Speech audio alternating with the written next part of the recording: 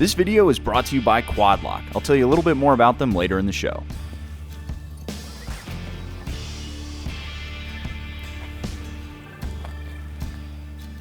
I think that there's a problem with the motorcycle industry, guys, and honestly, I don't know how to fix it.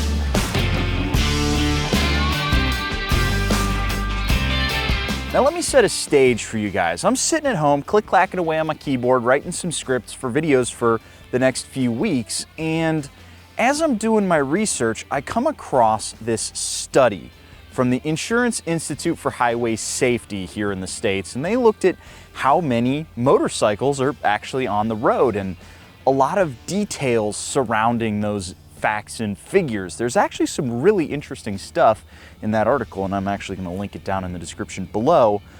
But one line stuck out to me, and I'm going to read it word for word because I think it's really important. The average age of registered motorcycles has increased from 9 years in 2002 to 13.1 years in 2021. Half of motorcycles registered in 2021 were at least 13 years old. This is a 2013 motorcycle. It is now the year 2023. This is a 10-year-old bike.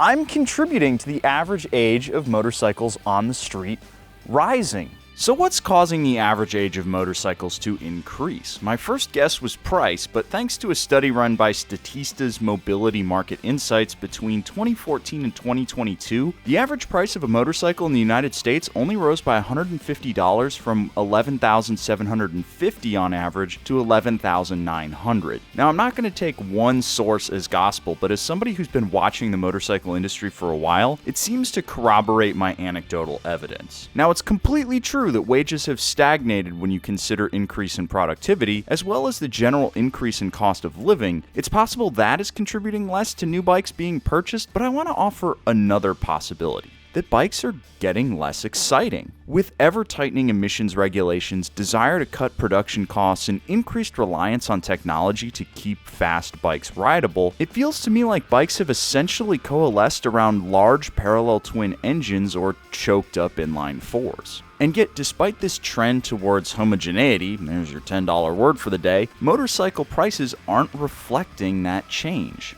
Why buy something new when you can get a cooler bike from a few years ago for less cash in the secondhand market? In search of something neat, I hit the road for AIM Expo in Las Vegas. It's a trade show according to its own website that seeks to accelerate opportunity among exhibiting brands, distributors, media, dealers, enthusiasts, and the riders of tomorrow. This annual gathering attracts the influential leaders of the industry that are driven and focused on progressing the business of power sports. To be clear, this is mostly to connect manufacturers with dealers, but you'd expect a manufacturer to roll out their coolest and shiniest toys for 2023, right? Now, I'm going to be completely brutally honest here, guys. I went to AIM Expo.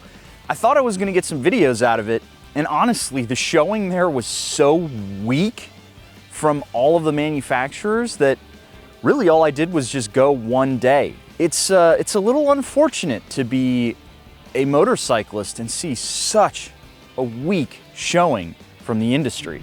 I'm going to start by saying that my impression with AIM did not improve as I went through. First of all, let's talk about who wasn't there. Harley Davidson was not there. Indian was not there. You didn't see Honda. They weren't there either. A lot of the big names in motorcycling just decided they weren't going to show up. Now, let's talk about the booths that were there. So we're going to start from least impressive to most impressive. Taking the least impressive prize was Kawasaki. They had one guy, I assume his name is Steve. I assume he is Chief Business Kyle of North American Motorcycle Relations. And he was sitting next to a side-by-side, next to the four-wheeled farm utility thingamajig was one motorcycle, a ZH2. That was what they decided to show off. They didn't even have like a big desk or anything. Moving on up, we have Yamaha. They had one street legal motorcycle, and that was it. They had the Tenere 700. Admittedly, they don't really have a lot to show off right now, which is part of the problem. And then they decided to fill their stand with a bunch of race bikes. They had a race prepped R7, they had a race prepped R1, and then they had Quattro's bike from, I believe, last year. Next up the ladder, we have Aprilia. Aprilia actually had a pretty good stand. They had a couple of bikes there, and they were very interested in getting their name out. I mean, the folks at Aprilia have been working, and by Aprilia I mean Piaggio Group, have been working hard to get the brands that are under their umbrella. That's Aprilia, that's Moto Guzzi, Vespa, all of that. They're trying really hard to broaden their American appeal.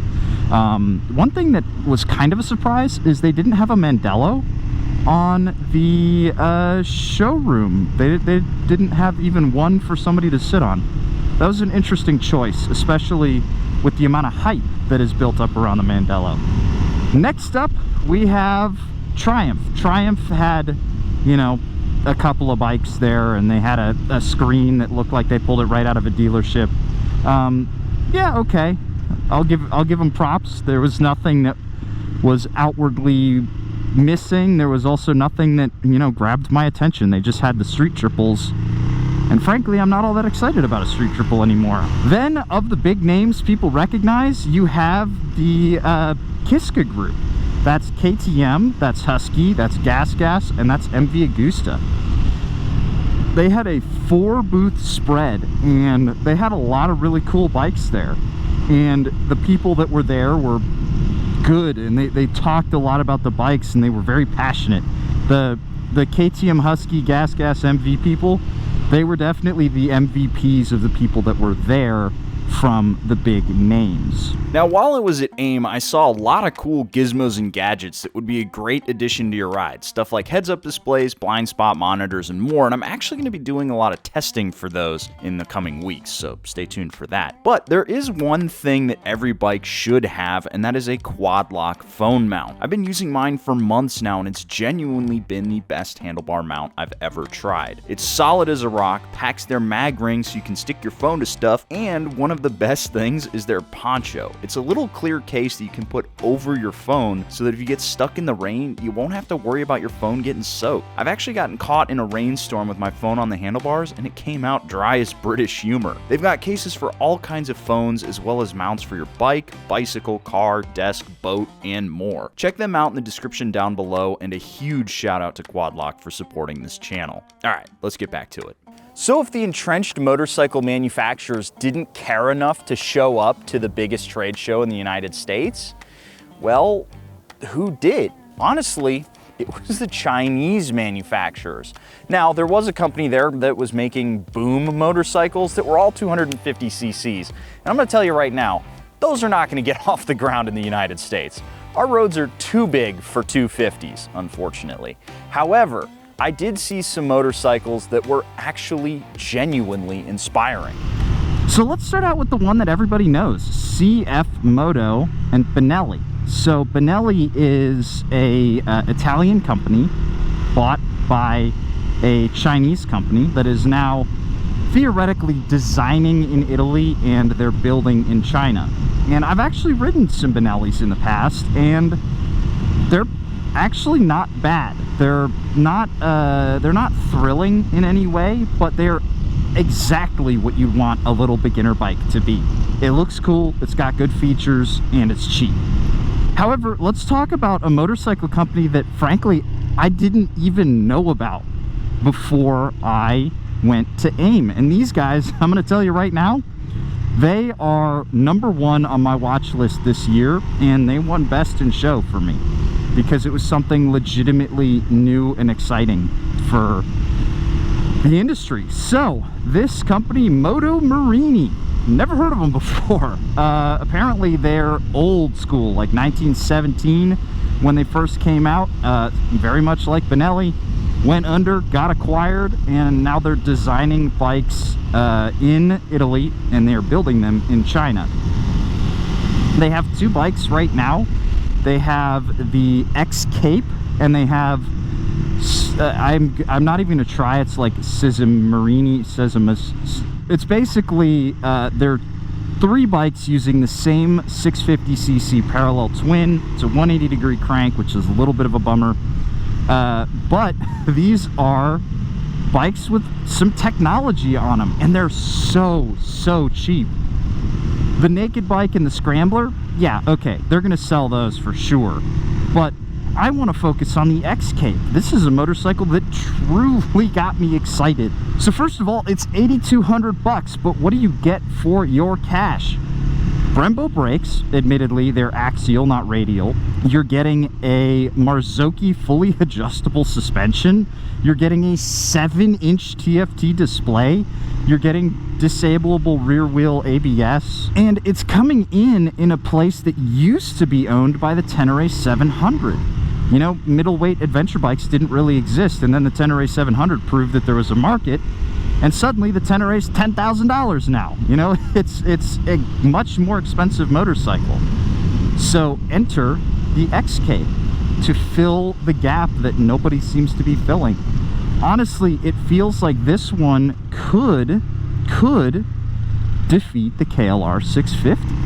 Now this is where I'm gonna have to take a second and tell you guys to put aside some of that nationalism that's been so ingrained in Americans here in the last few years.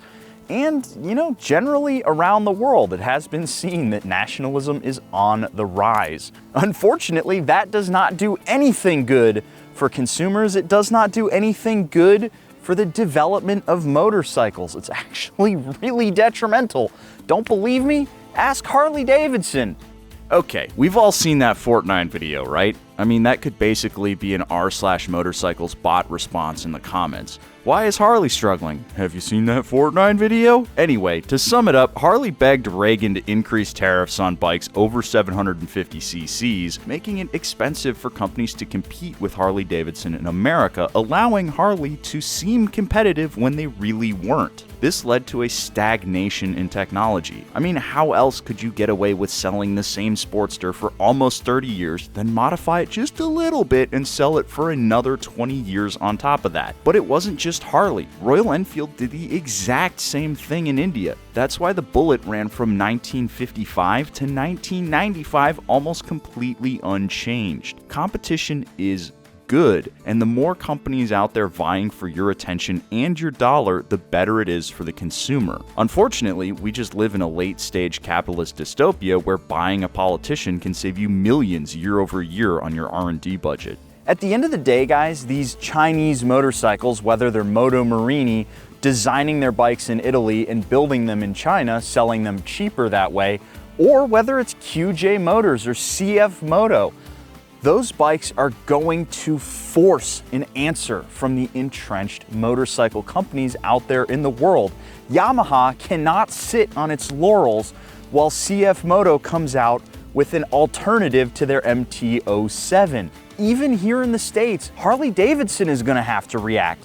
If you think that they're only making parallel twin sport bikes and adventure bikes now, just wait until they start making V-twin cruisers. Now, I do want to take a quick second here and talk a little bit about people's hesitancy for these bikes when it comes to reliability and build quality, because admittedly, there is a lot of pushback being like, nah, I'm not going to get one until I know that it's going to be reliable. Okay, totally, get it. Let's take a quick second and look at another industry really fast.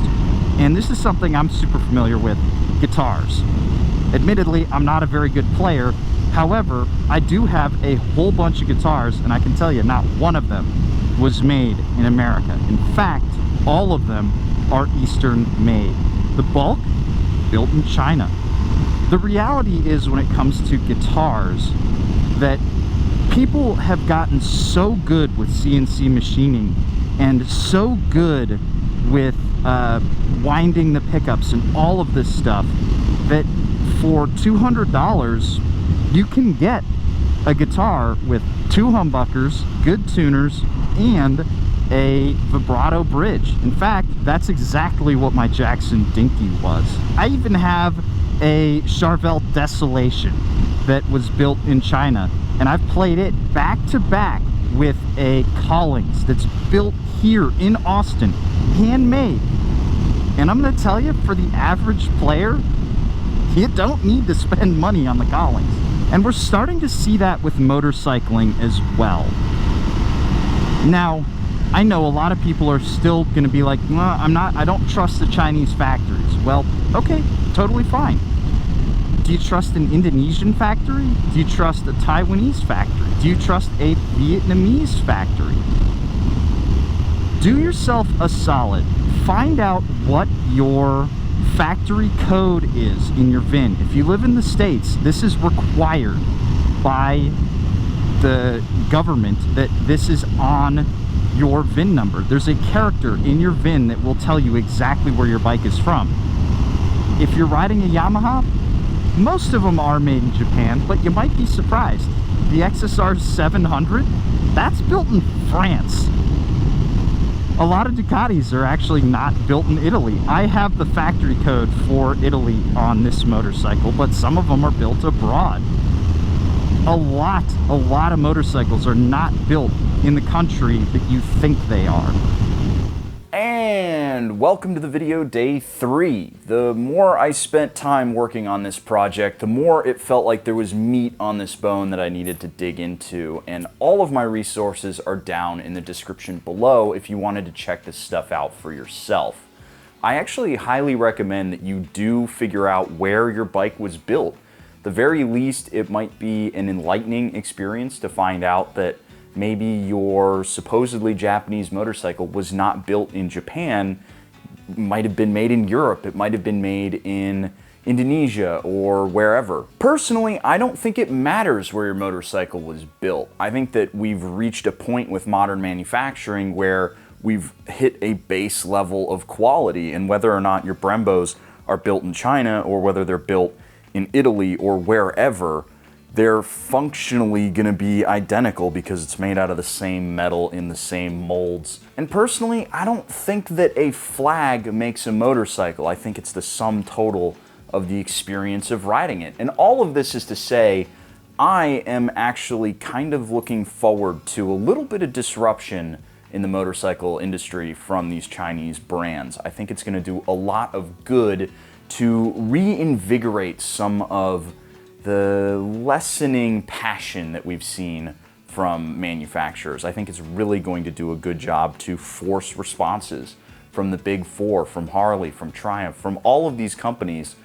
to make better motorcycles, or at least justify their price tags a lot more. So let me know your thoughts down below on all of this. I'm actually really interested to see where you guys land on all of this stuff. And a big shout out to Quadlock for supporting this video. Somewhere right here, I have my phone in a Quadlock case. I've been using this for a while, and I genuinely do enjoy having it on my bike. It's the best phone mount I've used.